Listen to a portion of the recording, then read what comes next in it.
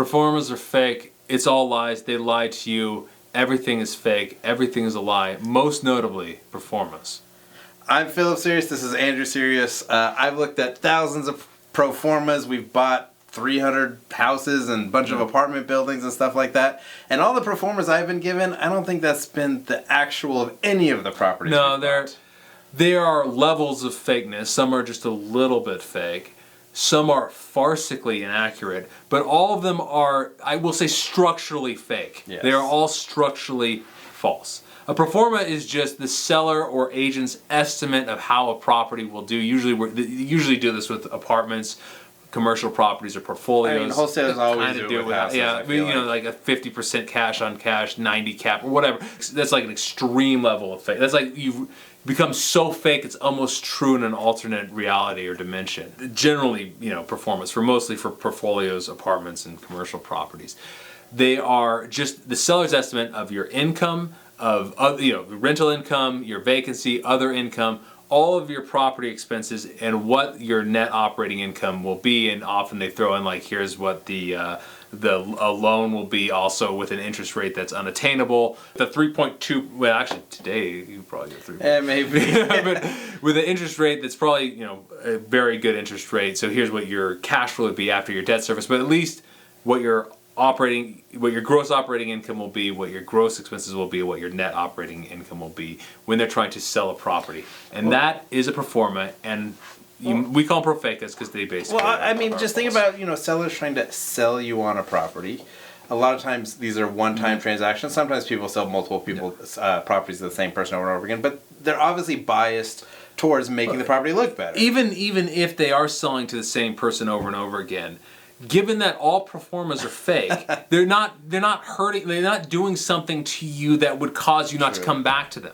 Because everything is fake. It's all a lie. So you think the income side of the pro forma is really easy. It's just this is the rent of the properties and stuff like that. Well, no, it's fake. Because there is, I've talked about this before, there's no real market value for a lot of properties, especially houses. In reality, it's, how good is your management? How good is your marketing? How nice is the house? Mostly overall? Apartments. Houses is usually relatively comparable to other houses, but apartments has that added effect. Like if your management's bad, then what's your delinquency at? How often do you have to evict people in this area? So is this one, did they get someone with a really high rental number in there who's never going to pay rent? That's going to really affect your actual returns on the income side. You can put on paper, we leased this property for $900 a month. That's what your income's going to be. Or what they often do, you have it released even for a year at $900 a month. But they're like, market is actually $1,000 a month. Yeah. So market is always higher than what they're at, even though they're under lease. That's very, very common. So basically the problem is structurally, biases are all going to be in the direction of the seller or the agent. And that's just the income side. Now the expense side is where it gets really bad. Yeah. Because one resident who totally destroys a household, that's never in a pro forma ever, but that's always a risk you have to take into account. Large expenses are always going to be dropped from the side. So you always have these issues where they are going to put the maintenance expenses at the lowest conceivable that even makes sense, unless they're just I shouldn't even say that. Sometimes they're so out of whack they don't even make... The only things that are generally accurate are just taxes, because that's something that's really Although simple. It's usually the previous year's correct. taxes. Insurance, but utilities, but that's just...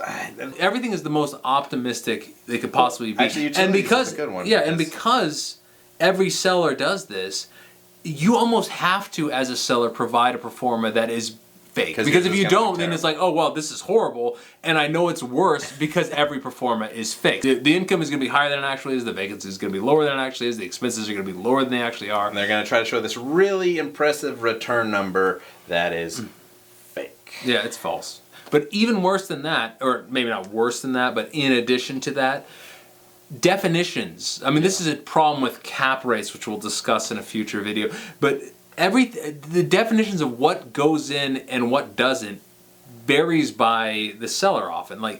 Capital expenses, one-time expenses, we're doing the roof, we're doing the HVAC, versus operating expenses, maintenance here or insurance or whatever, annual expenses you have every year. Some sellers include capital expenses in operating, that really shouldn't be there. Like painting a unit on turnover, that's really pushing it. Capital expenses don't go on the operating statement. They're not going to show up on a pro forma other than in this category called either recurring capital expenses, recurring I've capital. never seen that on a pro forma before ever. Or replacement reserve. I've seen that sometimes. But those are they're usually low. $150, $200 a unit a year. I mean, if I've seen it like $200 a year for a house, or it's like your house. I mean, that's not even going to cover your roof. Yeah, when that goes out. Yeah, there's $5,000. You need to do that every 30 years, and I mean, right there, you're already above the $200. Yeah. So the capital expense versus operating expense, the vacancy rate. Well, I mean, just think of it this way: if you're really good at managing your property and keep it full all the time, your vacancy rate's lower. If you're not managing very well, you're not good at marketing, you keep it vacant for a long time, vacancy rate goes high, or some people under rent the properties to keep it full. Every seller I've ever seen assumes you are the best property manager on the planet.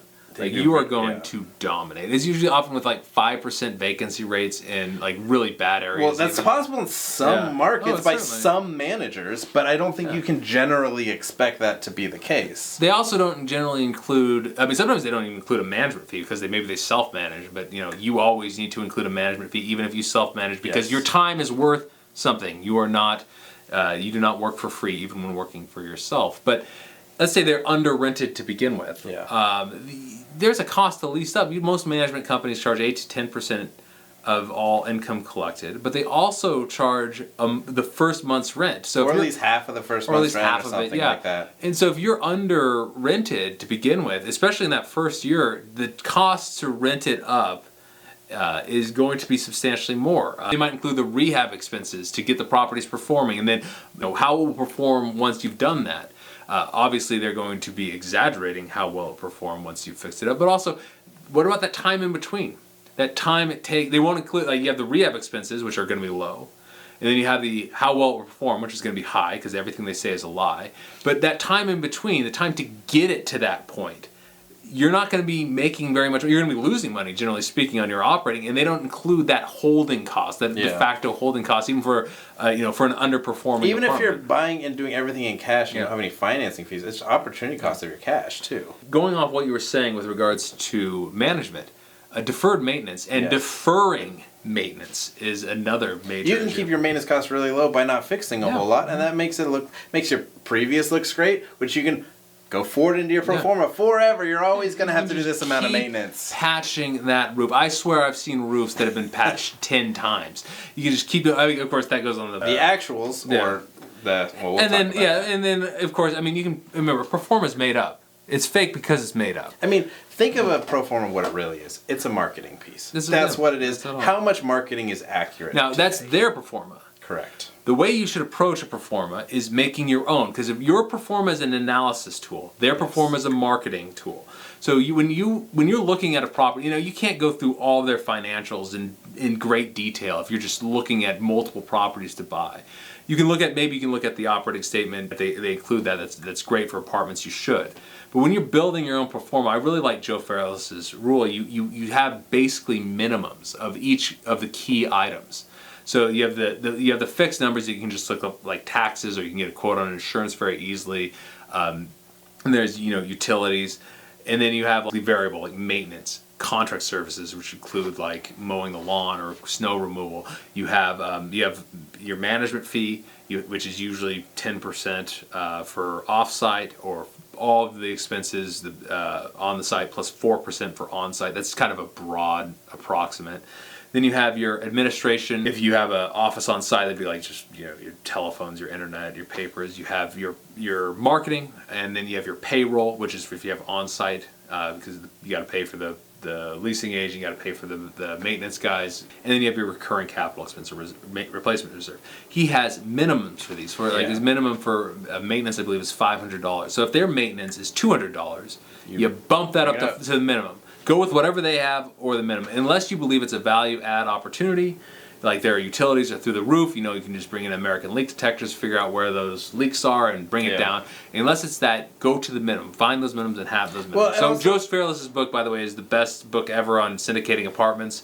It's definitely worth checking out. And what I like to do, this is hard for new people. I would say for new people, find someone who can do this for you. But I like to use my own experience in these situations to build a pro forma for myself. Basically, I'll take the properties I have that are most similar. If it's houses, a couple houses in the area. If it's an apartment building or something like that, I'll take an apartment we have that's similar, and I'll use what have we actually accomplished over the last however long. What have we actually been able to do with a property of this type? Because I feel like we can accomplish similar things, and that way I can use those numbers and go, we can do the same type of management here, same type of returns here. Now you got to do adjustments for the different properties, but that's a lot better than taking what a marketing piece is going to take. That's the opposite of newbie advice. Yes. That's like But find someone who can help you go over your numbers with their, borrow their expertise. And when you have a property under contract, you want to dig deep into the numbers. You want to get their financials and go over them. You want to get their contracts and look at those and see what they are. You want to do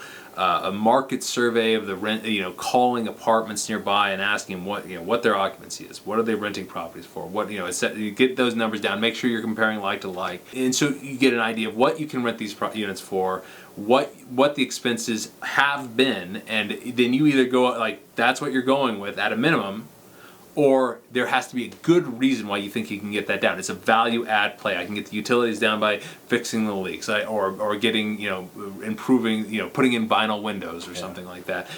You can obviously get the vacancy down by managing right. You can get, with a large upfront capital improvements expense, you can reduce your maintenance because you're not having to fix the leaky plumbing or all the rest of that stuff. Not as many trip charges. So you want to dig deeply into those financials, and once you have it under contract, you want to build basically another pro forma with even better data to verify that that's correct. But overall, the reason you got to build your own pro forma is because the pro forma you were provided with is a lie. It's marketing. Fake. Marketers are not known for their truthfulness. But this all sounds like a lot of work. It is. Because it is a lot of work. And there's a word for a lot of this work, especially once you've purchased the property. It's under contract. Under contract. Under contract, you're right. It's called due diligence, which is a very important... It's where you verify all the information. Now, that's a very important topic, and we're going to talk about it in this video right here. So check it out.